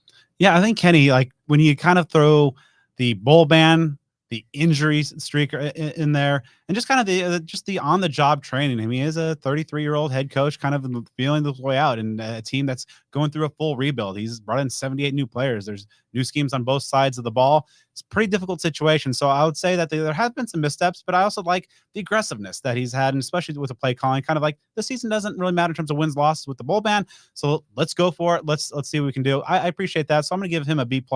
Offensively, I think it's a little bit tougher because, again, with the injury issues that we've talked about with the offensive line, the quarterback injuries, even some of the playmaker spots, it's pretty tough. So I would say probably a B at this point, maybe a B- because I do think that there's some issues there. All right, so like switching onto the defensive side of the ball, obviously much better and more consistent play on the defense than we saw on the offense overall. Chilly, get us started. What are your thoughts on the defense? This is my honor roll, guys. A. I think that we are giving the defensive staff an A. Love what Amy has done on the defensive line. Regal has been spectacular with special teams. Cooper with the linebackers and Carrington with those DBs. A. These guys are a good group. Give them an A. I'm going to take it a step further. A+. I mean, I know that a 1-5 record, you're going like, what the heck? I mean, this can't be a good defense. You look at the box scores, you look at the game film, you look at the stats. This defense is playing as best as it can under extremely, really tough circumstances. You guys talked about the punting issues. You talked about the offensive issues. This defense has been placed in one tough spot after another, after another, after another. They deserve nothing less than an A+. I'm going to go a little bit lower. If you could call me a hater, but I'm going to go A-. I'm still staying in the A range here. Obviously, you have to be incredibly impressed with what the defensive line, especially the quarterback pressure, is doing. We didn't see any of that last year. A lot of new faces, a lot of new players, obviously new coaches. They are getting it done. You're pleasantly surprised with everything that the defense is doing. The only thing that dings it a little bit is this team has not found a way to generate any turnovers. You can almost say that they haven't gotten any. They just have the one. So that is the blemish. If they can clean that up over the second half of the season, we're looking at that A+ range. Again, you have to be tremendously pleased with everything the defense is doing, again, with the exception of not generating turnovers. Yeah, you got to give them an A. I mean, turnovers are kind of, there's like turnover luck involved, and they're doing everything that you need to do as a defense. You know, they've been mostly consistent against the run. There have been a couple times where they've been gashed, but I think that you can be traced back to the depth issues there and just kind of, you know, wearing down over the course of a game. But the pass rush has been a revelation. Prince Dorba, BJ Green, the Charlie Regal and Vince Amy leading that group up front. Really impressed there. The linebackers have been through a little bit of a gauntlet in terms of their depth, and some guys just not being available, but still pretty consistent play there. The back end and the secondary, pretty good as well. Brian Ward has been one of the top assistants. I was the Jimmy Broyles Award top assistant. I mean, I like to see his name get up there because there's been some difficult circumstances overall for the Sun Devil defense, but week in, week out, they give this team a chance to win, and that's really all you can do. And this offense has not put themselves or not helped the defense out in the slightest bit. I mean, you had an 8 turnover game against Fresno State, the special teams with the punting woes. They've been put in some bad positions, but ultimately, for the most part, have rose to the challenge time and time again. This is a legitimately good defense. No qualifier needed, no asterisk. I think, well, this is the Sun Devil defense that's going to be it's already amongst the best in the conference. Now they got some challenges down the stretch, but if they're able to get some guys healthy back for those big games, I think they'll be in good shape going forward. So before we get a little insight on who some of the future Sun Devils may be for Arizona State football, if you want to support a restaurant, a business owned by a former Sparky the Sun Devil, get on out to Spaghetti Shack. They've got 3 locations, one up in the cool temperatures of Pine Top and 2 in Tempe, including an ASU location just 1 mile from Mountain America Stadium. That's open 11 a.m. to 10 p.m. Sunday through Thursday and 11 to midnight on Fridays and Saturdays. Be sure to check out Spaghetti Shack. You got to check them out online, get on their social media, get on their website. Can hit you with that information here in a second. There are some big, new, exciting changes happening at Spaghetti Shack. They've already announced some of them. A lot of menu items and options you're going to want to see there. Catering is also available, and like all our sponsors, Spaghetti Shack is deeply involved in giving back to the Sun Devil community and the Tempe community as a whole. So next time you're looking for some grub, you're in the Tempe area, or if you're in beautiful Pine Top, be sure to check out and support Spaghetti Shack, a Sun Devil small business owned and operated by diehard Sun Devils, and once again, a former Sparky the Sun Devil. They're located in Tempe at 922 East Apache Boulevard. Once again, that's 922 East Apache Boulevard for that new ASU location. You can find them on Instagram, TikTok, and Facebook at The Spaghetti Shack, and on Twitter at spaghetti_shack. Check out their menu, hours, locations, and more online at thespaghettishack.com. The Spaghetti Shack takeout for the pasta loving people. All right, so we handed out our midterm grades. I think some mostly fair. I mean, they're all accurate and correct in our own ways. Yeah. But now, of course, with our illustrious panel here as well, with Chilly, the most plugged in man in local recruiting. I mean, yeah, I'm based out of here. I live here, so you know, Code doesn't have to outsource, right, and count on somebody else. I mean, look, you are local recruiting. I just want to put that out there. No, I just want to put that out there, and I travel around the country. I hit all the Elite 11s, all the 7-on-7s, you know, all the rivals camps. So like, Ho doesn't have to outsource and trust somebody else's eyes that are in a different city state. Made in the USA.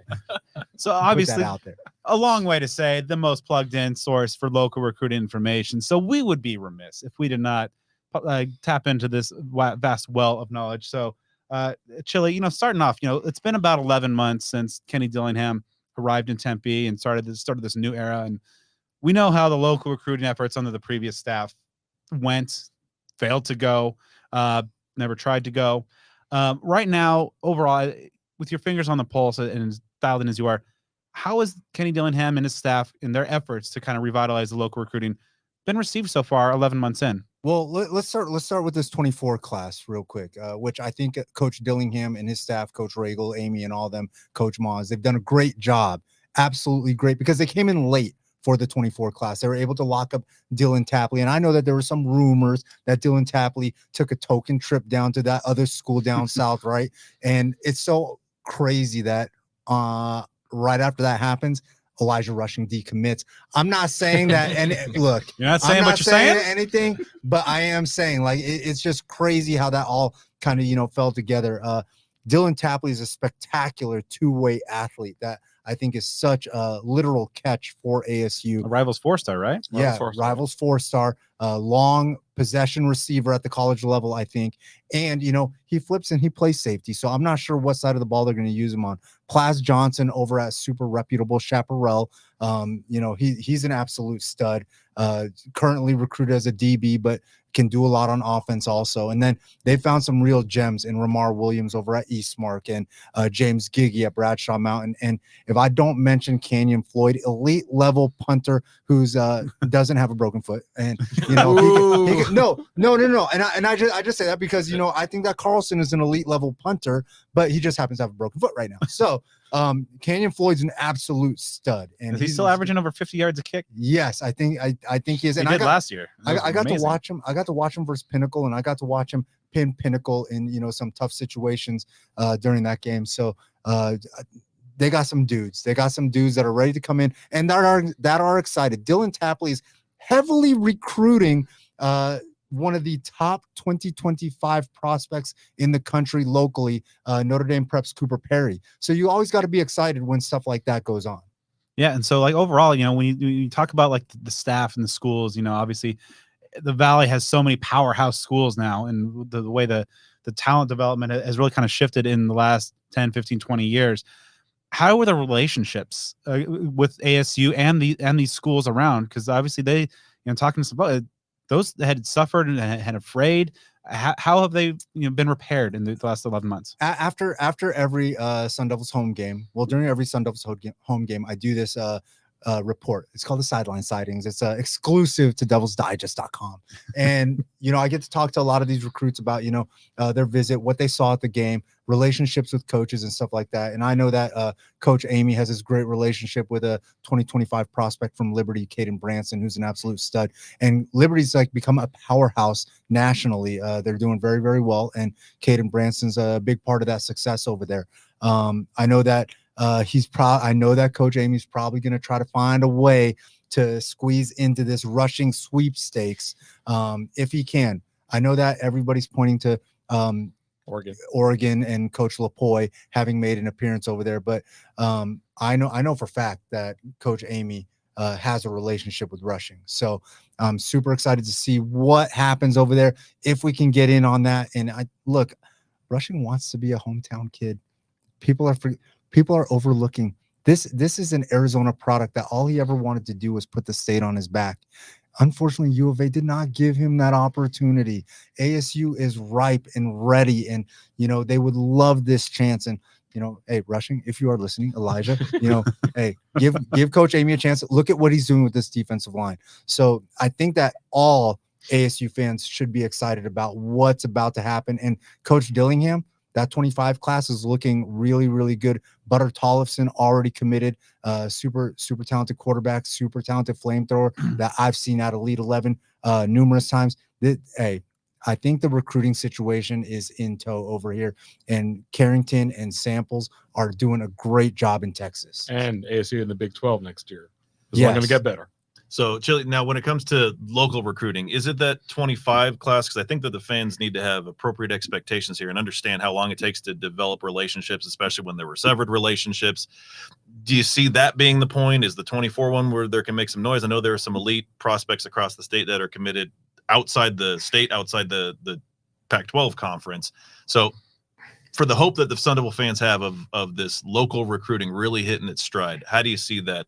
How long do you think that I think the 25 class is where ASU is going to try to hit the home runs with guys like Raiden Vines, right from Corona del Sol, a super talented wide receiver that's going to be a big time national kid. Cooper Perry I already brought up, and they're getting some help from some of their local recruits over there. and also Desmond Roebuck, super talented wide receiver. It's playmakers in this class locally. Logan Powell, I know, has a great relationship with Coach T. So, I'm excited to see where this goes. All of the staff has repaired the relationships from the previous staff not having any. And also, I think, Joe, I don't know if you were trying to maybe imply by the 2024 local recruit, Khalil Valentine, the running back from Chandler, who was at the game against Colorado, was also at the game against USC, Illinois commit. And he's an Illinois commit. I actually went out to his signing day. He is a kid that I'm going to reach out to kind of, gauge the temperature over there. You never know what kind of stuff is going to break in the huddle. JJ Newcomb also spectacular defensive back from currently committed to Oklahoma. I don't know. He's been at 2 games, and I know that him and Dillingham have a great relationship. So, hey, Oklahoma's a pretty good school, and they know what they're doing recruiting. And if they went after a kid like JJ Newcomb, and now JJ's all of a sudden popping up at Sun Devils games, I think that we should all be excited for that. Now you talked about actually. Sorry, I don't know. I was going to go into the Williams stuff. I don't know if you want to go on there about that. Yeah, go ahead. Okay, cool. Are we good? Or? Yeah, I'm just going to mark that now. Okay, cool.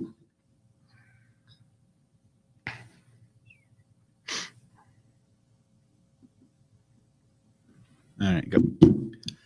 So, Chilly, we were talking off air about the Elijah Rushing decommitment from the University of Arizona and about how there's a big-time quarterback that kind of was a little bit maybe of a package deal, or at least influenced to commit to Arizona as well. Now that Rushing is out of that equation, do you see that particular quarterback making a different decision? Yeah, look, so I run this 7-on-7 tournament in the summer called Flight Club, and DeMond Williams was present at Flight Club. And so Elijah Rushing, even though South Point did not participate, Elijah Rushing showed up, and then all of a sudden a couple months later or a couple weeks later, it's decommitment time for DeMond, and then he's popping up over at U of A, right? So, I mean, look, this is going to be this should be exciting times for ASU fans. If Rushing is putting out a statement where he feels like he can't be developed, this isn't my words. Yeah, no, this isn't my words. Verbatim, he put it out on the internet, man. It was something to behold. Go check him out on Twitter at Elijah_Rushing. He put it out there that he was not confident that U of A coaches could develop him. I mean, how long before that starts trickling down? He wasn't even the first domino. Keona Wilhite was the first domino that fell. He decommitted. He's probably going to go to Washington. Elijah Rushing decommits. Hopefully he can come to ASU, maybe Oregon or wherever. But then that means that, those are both Tucson guys, right? Those are both Tucson guys in their backyard. Come on. Hey, be excited. You never know what's going to happen. And I know that Dylan Tapley has a great relationship with DeMond Williams. If he's already helping to recruit Cooper Perry here, and I've talked to Cooper, and Cooper tells me all the time, like, man, Dylan on me about going to ASU. Like, this could be a lot of fun. So, let's see what happens. And, I went out to Cooper's game, and, he's got the Sun Devil gloves and throwing up the forks. So, be excited about that stuff. And so you're about to get some people excited here. And they should. And they should be, man. Dillingham's really got. If you think I got my finger on the pulse, Dillingham really knows what he's doing, and we got a great staff that is very, very locally tied. So one question that I've seen, or one thing that I've seen some fans talk about, is just like, obviously this is a rough season from a win-loss perspective for ASU, and they're worried that ASU put together a 1, 2, 3 win campaign that might dull some of the excitement that these kids have for locally staying with the local hometown school.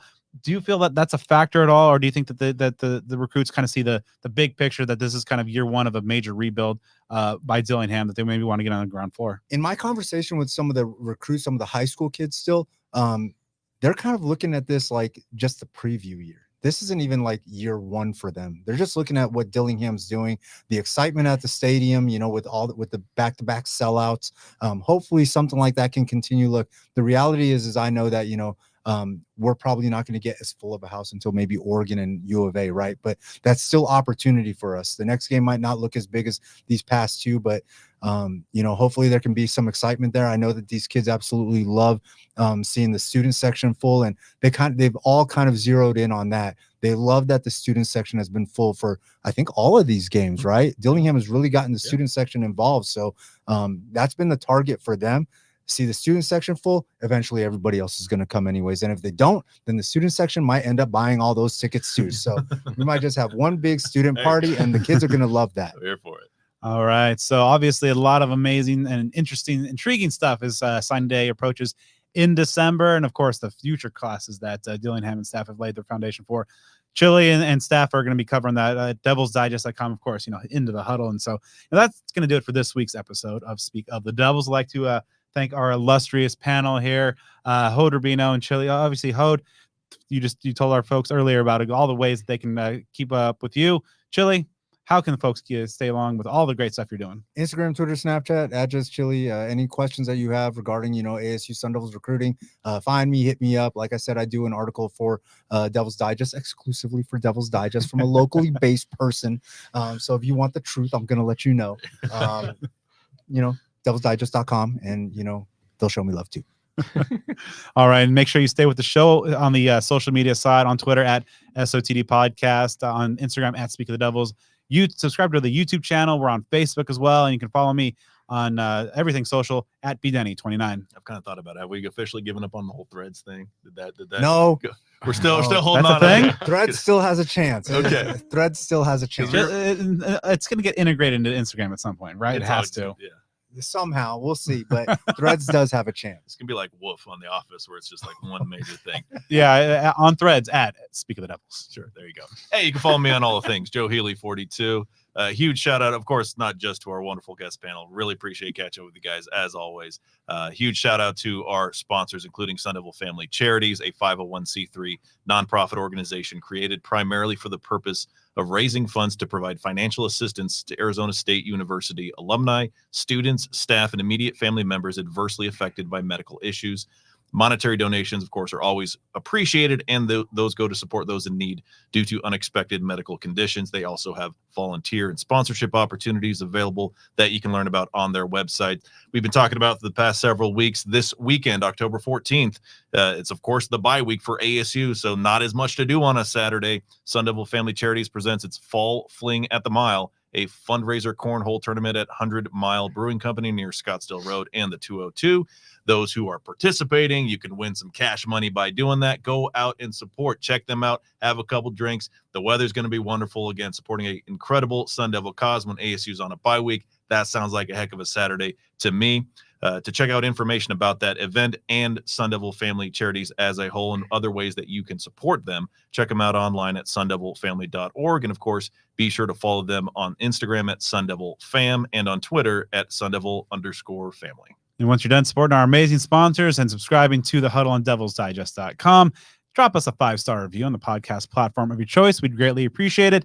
Joe and I will be back next week as we preview a battle in Seattle.